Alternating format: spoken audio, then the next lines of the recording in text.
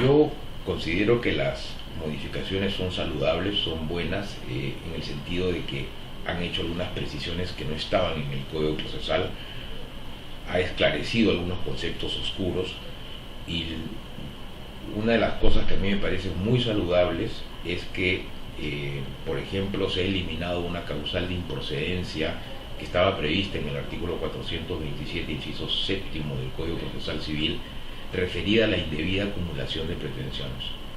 En los años de vigencia del Código Procesal nadie entendía por qué razón la indebida acumulación de pretensiones era causal de improcedencia de la demanda. Esta se ha eliminado.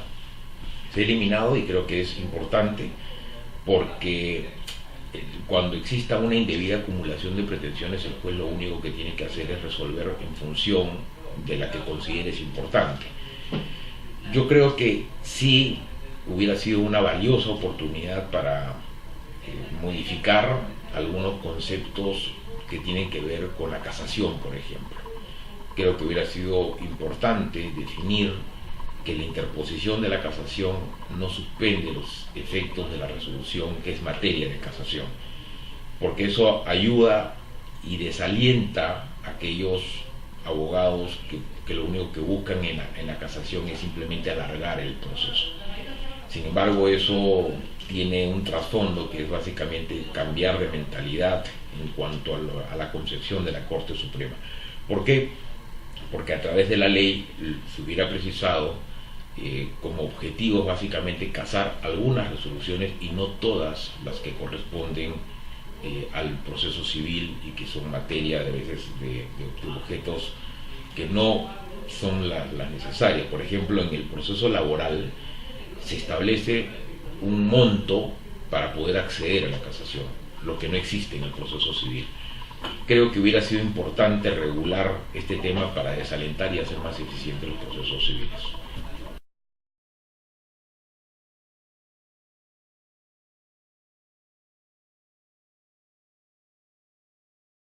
De hecho, esta es una de las cosas que debió plantearse desde mucho antes. Creo que todo lo que tiene que ver con los avances tecnológicos al servicio de la justicia va a mejorar muchísimo la eficiencia. El uso de la web para la publicación de los edictos va a ayudar muchísimo, no solamente en tiempo, sino en costos, porque el costo de publicar un edicto, que es una forma de notificación a través del Diario Oficial del Peruano, puede tener un costo significativo para las partes. Hacerlo a través de la web del Poder Judicial va a ayudar muchísimo, porque eso elimina que tenga que prepararse un oficio en físico y que tenga que presentarse en el Diario Oficial. Esto va a ser distinto porque va a ser colgado en la web del Poder Judicial, va a aliviar muchísimo el trámite, y creo que es importante. Respecto de las audiencias que tienen que estar grabadas, yo creo que es muy saludable también, porque va a reflejar cómo ha sido la audiencia en particular, y no se va a limitar únicamente a un acta que solamente describe las partes más importantes de las partes, de lo que las partes han expuesto. Y esto es significativo, ¿por qué? Porque cuando las partes puedan presentar una impugnación ante la Corte Superior o ante el órgano superior, tendrán la oportunidad de ver la audiencia misma y no solamente resolver sobre la base de un acta fría que se ha descrito en primera instancia. Y yo creo que esto va a servir muchísimo siempre y cuando se haga bien, ¿no? Que es lo importante. Creo que hay otras experiencias en México y Argentina que se han puesto en práctica este tipo de innovaciones tecnológicas y ha dado muy buenos resultados.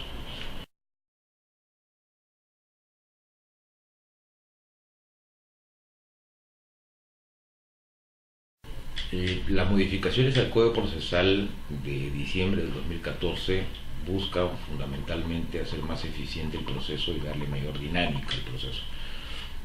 Lo que se ha hecho a través de la modificación al artículo 35 y 36 del Código Procesal Civil es básicamente regular un supuesto que no está contemplado, que es el conflicto negativo de competencia. Eso supone que cuando dos jueces no quieren ver un caso en particular, se tenga que remitir a un superior para que él resuelva cuál de los dos jueces es el competente. Es curioso, pero cuando se promulga el Código Procesal Civil en sus inicios, tenía regulada la figura de la contienda del conflicto negativo de competencia.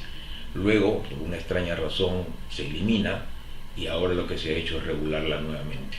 Creo que es importante esta modificación porque aclara un concepto oscuro que lo único que hacía era perjudicar al justiciable cuando quería que se resuelva un caso en particular.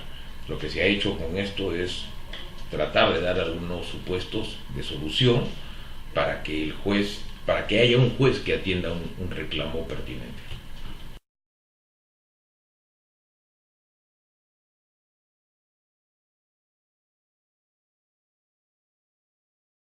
Sí lo es una modificación importante porque el Código Procesal, si bien tiene previsto que cuando se existan dos procesos, el juez tiene que resolverlo teniendo en cuenta otro proceso, no regulaba estos dos supuestos que ahora regulan, en el sentido siguiente: cuando habían dos procesos que tenían algún grado de conexidad, uno tenía que desacumular, pero el juez tenía que tenerlo presente. Lo que ha hecho ahora la norma es establecer dos supuestos importantes, que es, por ejemplo, cuando existan dos pretensiones que puedan ser tramitadas en vías procedimentales distintas, unirlas dentro de la vía más larga.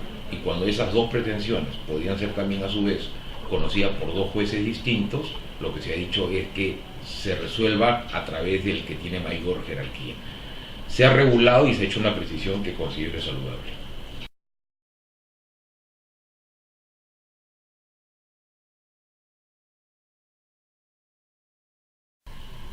No es tan importante, creo que es una precisión saludable para mantener un equilibrio en las partes en el proceso.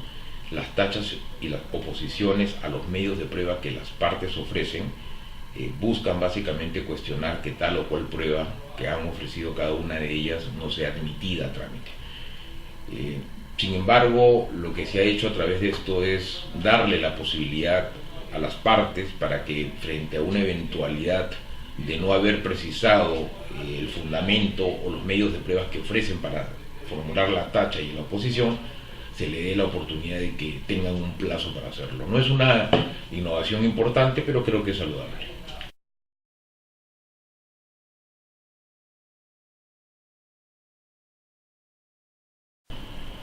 Eh, la, la ley procesal de trabajo, la ley procesal laboral, tiene una combinación de lo que es parte escrita con parte oral, y eso ha hecho que el proceso sea mucho más dinámico.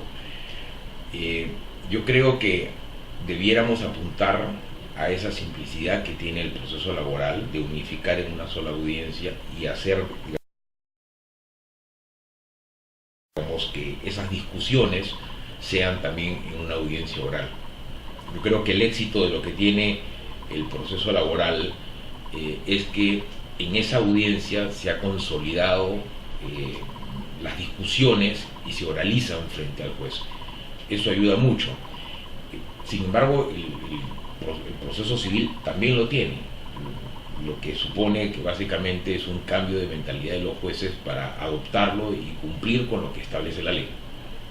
Pero sí, efectivamente, yo creo que es importante ponerle mayor énfasis, y esto hubiera sido una buena oportunidad para precisarlo en la ley, que las discusiones estén centradas en una audiencia. Sin embargo, por ejemplo, en el proceso laboral hay una audiencia de conciliación de manera obligatoria que no necesariamente ayuda a la celeridad, cosa que en nuestro proceso civil no lo tenemos.